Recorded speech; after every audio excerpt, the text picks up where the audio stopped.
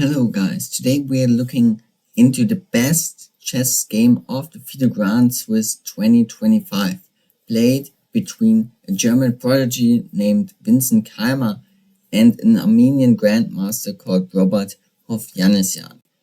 Knight f3, and we start with a weighty-like position and black played e5, and now he has a very strong center while white is going to take a slower approach.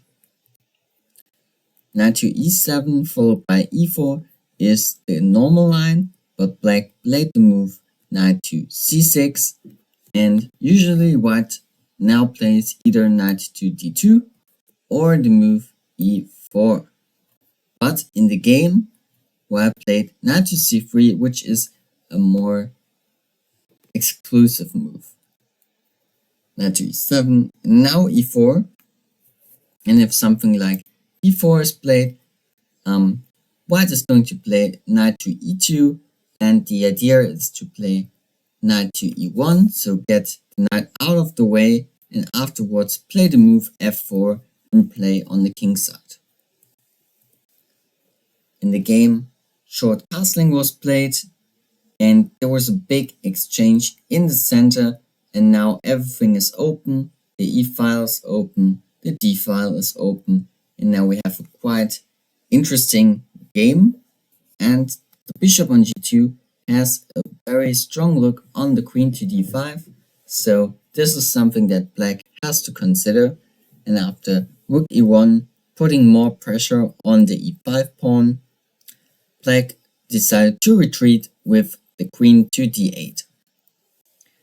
And Vincent Keymer decided to attack the queen furthermore, and after queen to d6, we had a completely new position that has never been played before.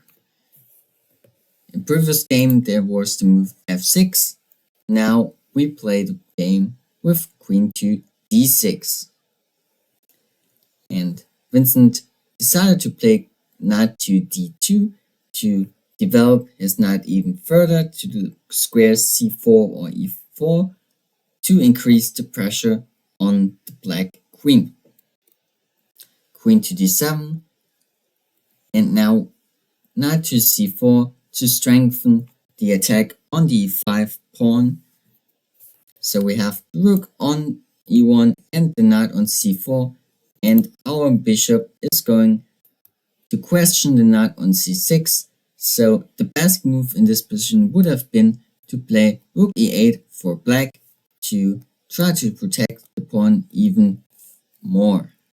But black decided to play the interesting move b6, and now this position is a little bit complicated because the knight on c6 is quite weakened, and furthermore also the e5 pawn, and this led to a very interesting move by the German grandmaster, which is bishop f6.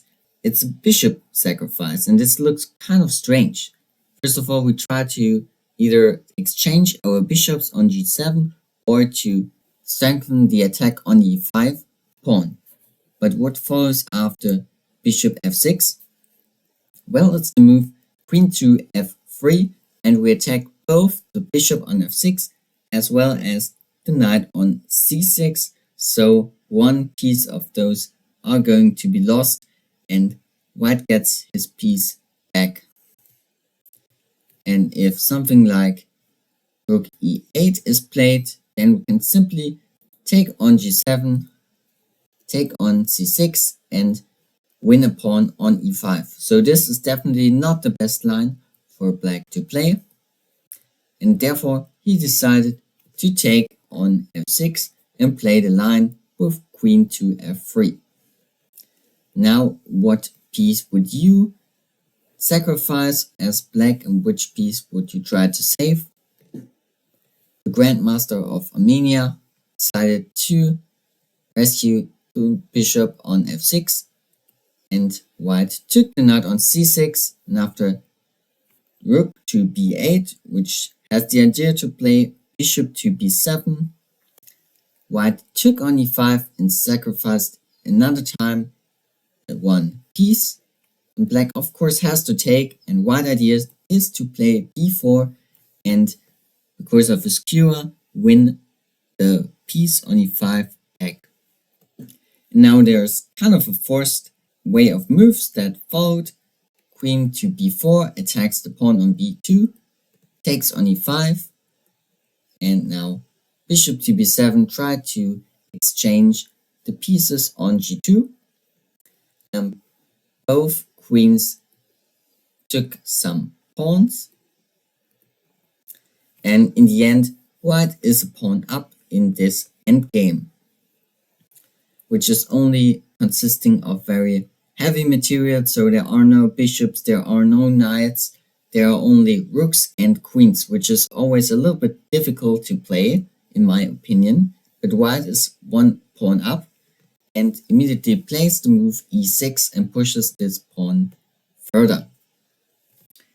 If black takes on e6, well then white is going to take with the queen, and after king g7 he takes on b6 and now protects the pawn on f2 with his queen.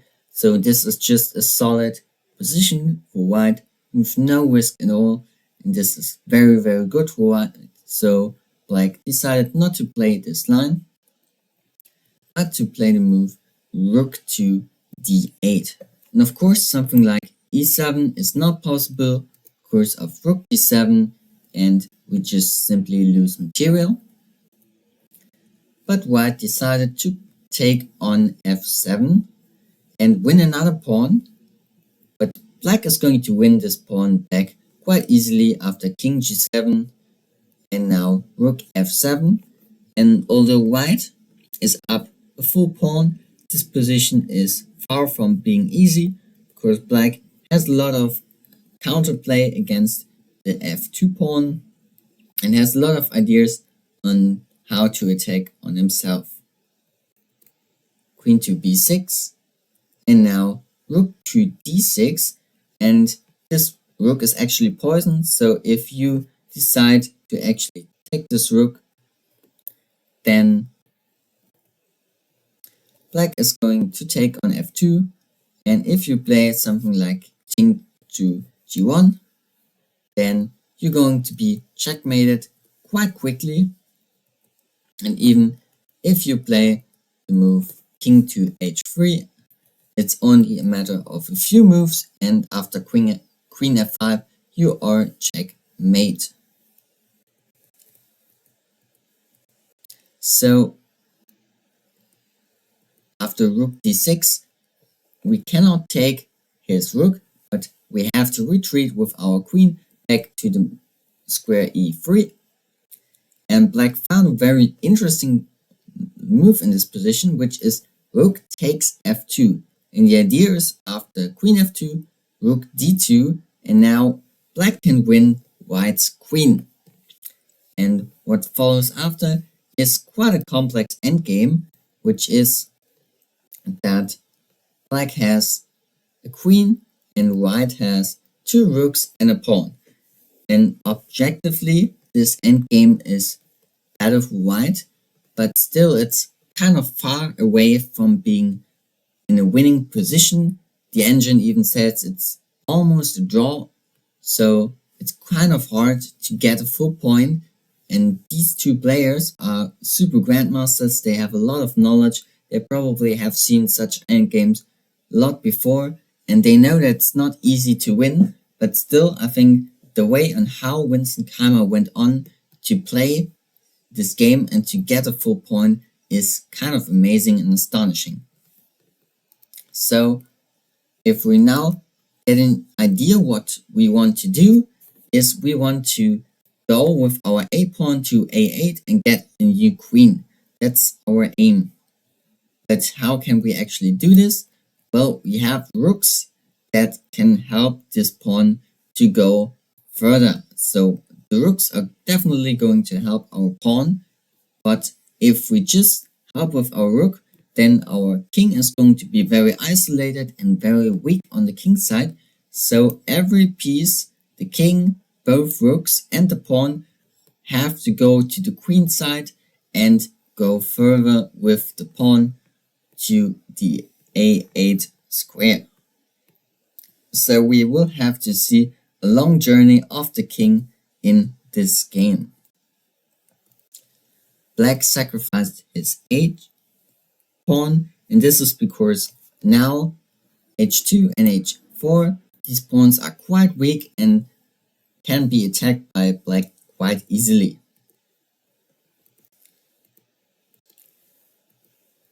And now, since this is a long endgame and it took a lot of moves, we are not going to talk about every move in detail, but about general ideas. Interesting is this combination of squares, so we don't have a kind of position where the king and both rooks are completely next to each other, but they are defending different ideas from black. So the rook on e4 is preventing black from giving diagonal chess. From the side chess are protected by the rook on e2, and h4 helps that black cannot give a check from top. And this is an idea that we will see some time in this game. King f2, f3, and after some moves, we will go further with our king.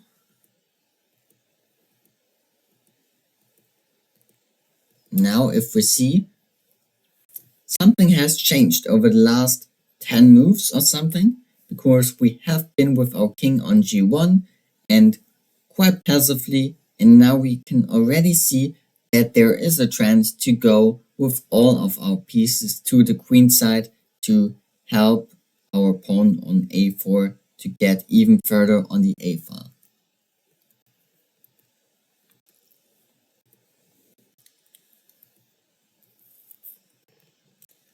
Now white sacrifices his h4 pawn in order to speed up his progress of going to the queen side.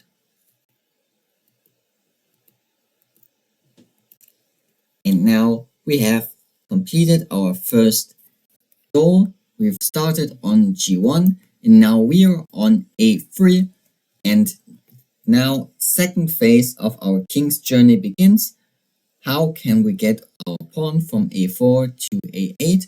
And this is going to be a tough journey, but remember that we have a rook that always tries to protect the diagonal chess, one that protects the sideways checks, and with the pawn we are going to defend either the checks from the front or from the back.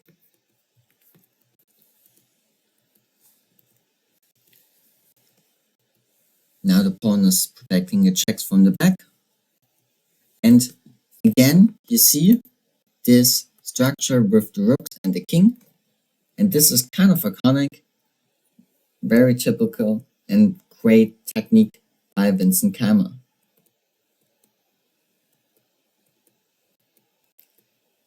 And again, one protects side, one protects diagonal, one protects from the back. And the pawn moves, both pawns actually, and white will do something on the king side, I promise.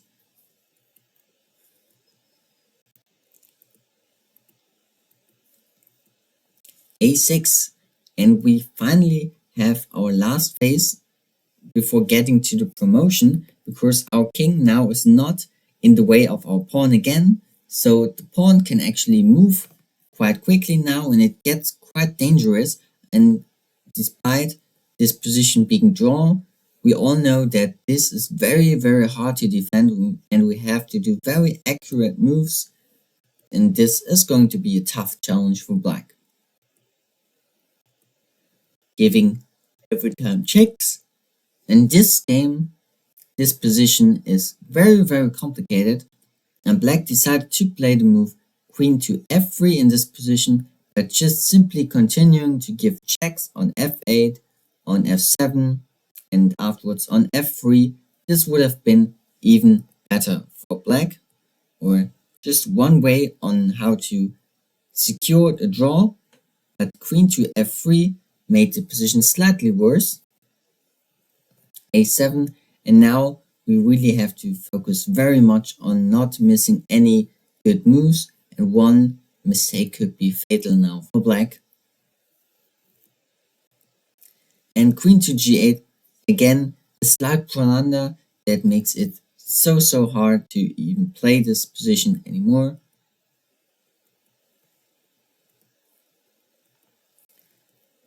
Now white's idea is to play h5, and queen to f3 was the last mistake because f5 cannot be prevented anymore. Maybe some better move would have been queen to b6, but afterwards h5 would have been played also, so this position is already a little bit lost. But after queen f3, h5, a very strong move, because black cannot take on h5 because of king b7, and now if something like h4, white plays rook c6, rook d7, and a8 checkmate. So the pawn on h5 cannot be taken by black, and this is a real issue. Maybe something like queen f8 and some checks, but the move rook c6 is a very strong move, and after queen d5 now a8 is possible because the rook blocks the side of the black queen. So we have finally got our promotion, but the game is not over.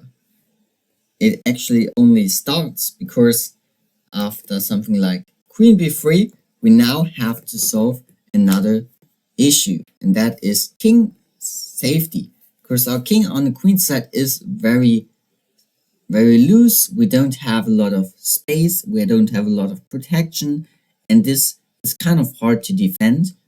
And remember, we started from g1 and we went all the way to the queen side and helped our pawn to get to a queen, and now we have to go even further with our king in the dragon's dungeon to g8 or h8. And this is because the g-pawn helps us from getting away of black's checks, so the queen cannot give checks from the g-line, and our queen and our rook only have to defend a diagonal chess. So king a7, king b8, and we start our journey to the king side with our king. And white had nerves of steel to play it the way he did, and we're almost done. The king is on the e file, and now e8 and f7 and g8, and we finally have reached our destination on g8. And you see that black cannot give diagonal chess because of the queen on a8. That prevents black from doing so, and without checks, black has no ideas anymore to defend the position, and in a few moves white will actually be winning, because only when giving checks black has an opportunity to draw the game. Queen f6, last idea to checkmate white, but rook c7, some check, but the rook defends, g5, and now queen f3, we try to go to f6 and trade a little bit, g4, queen to f4, and after king h8, black gave up, and white won the game after 114 moves.